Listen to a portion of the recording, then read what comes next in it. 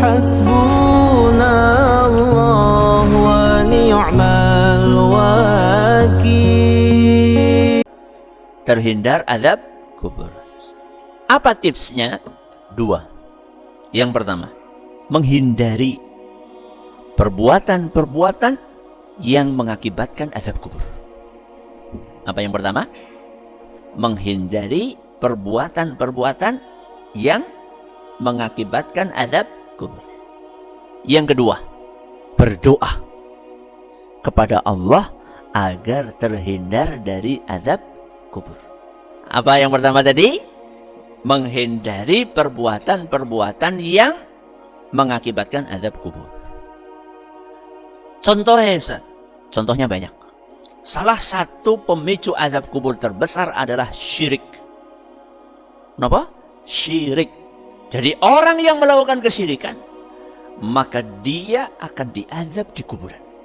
Dalilnya adalah hadis Nabi SAW yang diriwayatkan oleh Imam Muslim dan dituturkan oleh seorang sahabat Nabi SAW namanya Zaid bin Thabit radhiyallahu anhu. Beliau bercerita, "Bainama an-nabiy sallallahu alaihi wasallam fi ha'itin li Bani Najjar ala baghlatin lahu wa nahnu ma'ahu idh hadat bihi fakadat tulqihi." Kata Zaid, pada suatu hari Rasulullah sallallahu alaihi wasallam dan kami, siapa kami?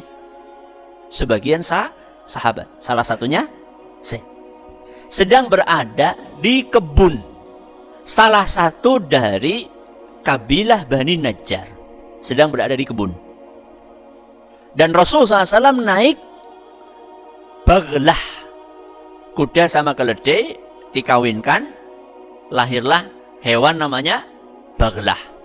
Tiba-tiba baglah tunggangan Nabi SAW ini melonjak. Tiba-tiba apa? Melonjak. Sampai Rasulullah SAW hampir terlempar dari atas tunggangannya ini. Ada apa?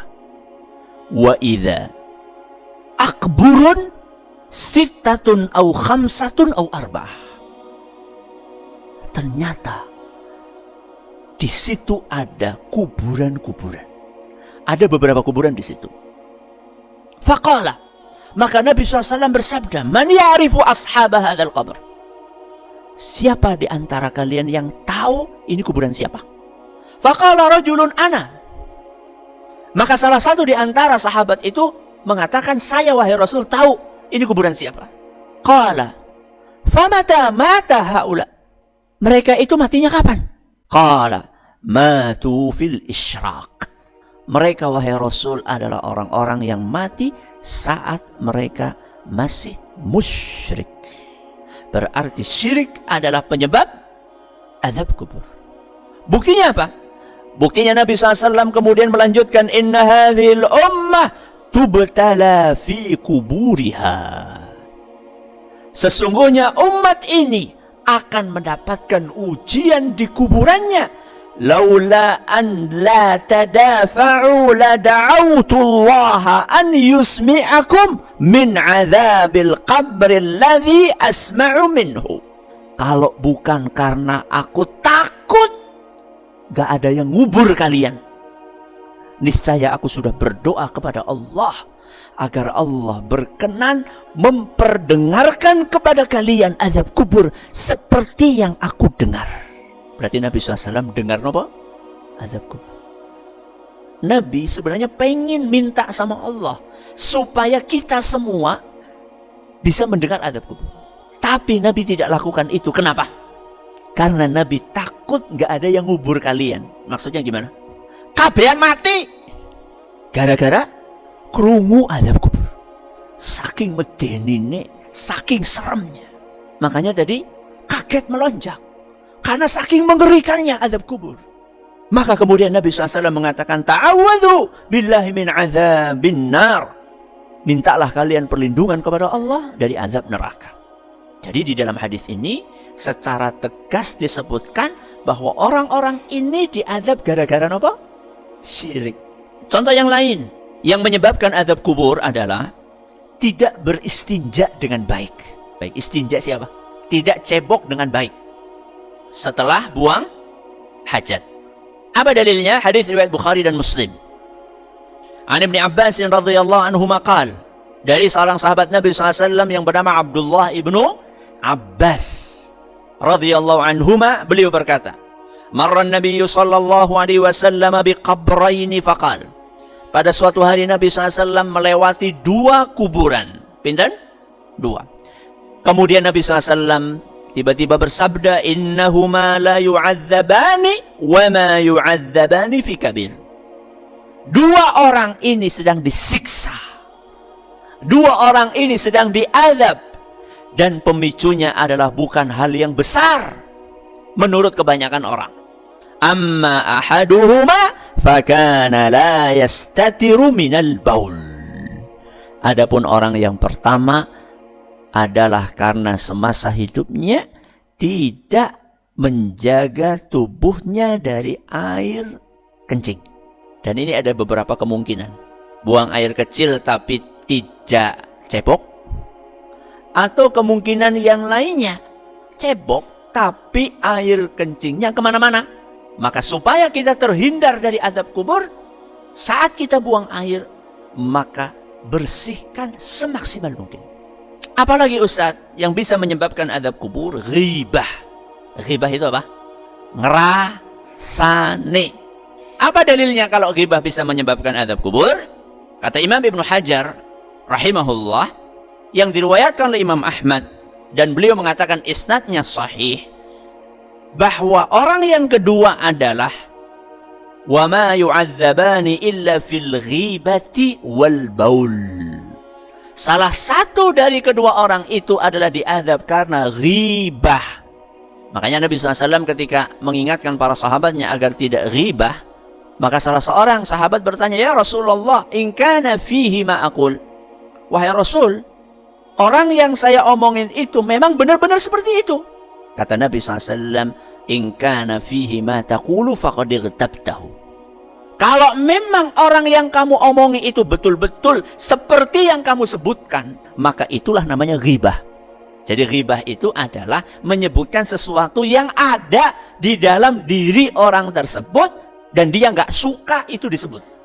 Lah terus kata Nabi SAW, wa illam yakun fihi ma taqulu faqad bahattah. Dan kalau kamu ngomongin seseorang dengan sesuatu yang dia tidak melakukannya, maka itu namanya fitnah. Maka hati-hati. Contoh yang lain, tidak bayar hutang. Hutang boleh nggak? Yang nggak boleh apa? Orang bayar. Hutang boleh kalau memang kebutuhannya mendesak dan berniat untuk membayar. Orang yang punya utang dan nggak mau bayar utang, maka dia terancam dengan azab kubur. An Sa'ad ibn al-Atwal, dari seorang sahabat Nabi SAW namanya Sa'ad ibn al-Atwal radhiyallahu anhu. Beliau berkata, saudaraku meninggal dan dia punya warisan 300 dinar dan dia masih punya anak-anak kecil. Saudara saya masih punya anak-anak kecil. Kata Sa'ad, saya pengen memanfaatkan harta warisan yang ditinggalkan saudaraku ini untuk menafkahi anak-anaknya yang masih kecil. Faqala li Rasulullah sallallahu alaihi wasallam. Maka Rasulullah SAW bersabda, inna akhaka mahbusun bidainihi fadhhab faqdi anhu. Wahai Sa'ad, sekarang ini saudaramu sedang terjebak dengan hutangnya.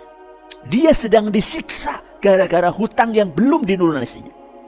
Maka gunakan harta dia untuk membayar hutang. Fadhahabtu faqadaitu anhu. Maka setelah aku mendengar apa yang disampaikan Nabi SAW, saya pun menggunakan harta warisan itu untuk bayar hutangnya. Bayar. Setelah aku selesai membayar hutang itu, saya datang lagi kepada siapa? Rasulullah SAW. Lalu aku berkata, ya Rasulullah, qad qadaitu anhu wa lam yabqa illa imra'atan tadda'i dinarain. Wahai Rasul, semuanya sudah saya bayar, kecuali ada seorang wanita satu. Dia ngaku saudara saya punya utang kepada dia 2 dinar. Walaysat laha bayyinah. Cuman wanita itu nggak bisa mendatangkan bukti. Buktinya apa? Catatan atau saksi. Dia cuma ngaku saja, nggak bisa mendatangkan bukti. Suratnya ndak ada, perjanjiannya ndak ada, saksinya ndak ada. Pokoknya dia bilang, saudaramu itu pernah utang sama saya. Berapa tadi? 2 dinar. Cuma tinggal ini wahai Rasul yang belum saya lunasi. Apa kata Nabi SAW? A'tiha fa innaha sadaqah. Bayar. Kasih wanita itu. Karena minimal itu adalah sedekah. Minimal itu adalah sedekah. Hadis riwayat Ahmad dan nyatakan sahih oleh Syekh Al-Albani. Jadi utang itu jadi prioritas nomor 1 yang harus ditunaikan dari harta warisan.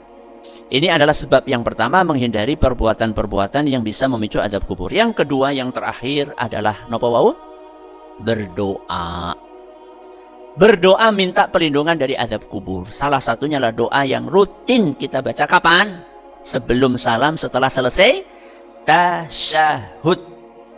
Kata Abu Hurairah radhiyallahu anhu, Nabi SAW bersabda, "Idza tashahhada ahadukum falyasta'idz billahi min 4." Setelah kalian selesai membaca tasyahud, maka hendaklah kalian memohon perlindungan kepada Allah dari 4 hal. Yaqulu, bacalah doa, Allahumma inni a'udzubika min adzabi jahannama wa min adzabil qabri wa min fitnatil mahya wal mamat wa min syarri fitnatil masihid dajjal. Allahumma, ya Allah, inni a'udzubika, sungguh aku mohon perlindungan kepadamu, min adzabi jahannam, 1 dari siksaan neraka jahannam, wa min adzabil qabri, nomor 2 dari siksaan kubur. Ini yang perlu kita garis bawahi. Yang ketiga, wa min fitnatil mahya wal mamat, dari ujian kehidupan dan kematian. Dan yang keempat, wa min syarri fitnatil masihid dajjal, dari keburukan ujian munculnya siapa? Dajjal. Mudah-mudahan apa yang kita pelajari bermanfaat bagi kita semuanya. Wallahu ta'ala a'lamu bissawab.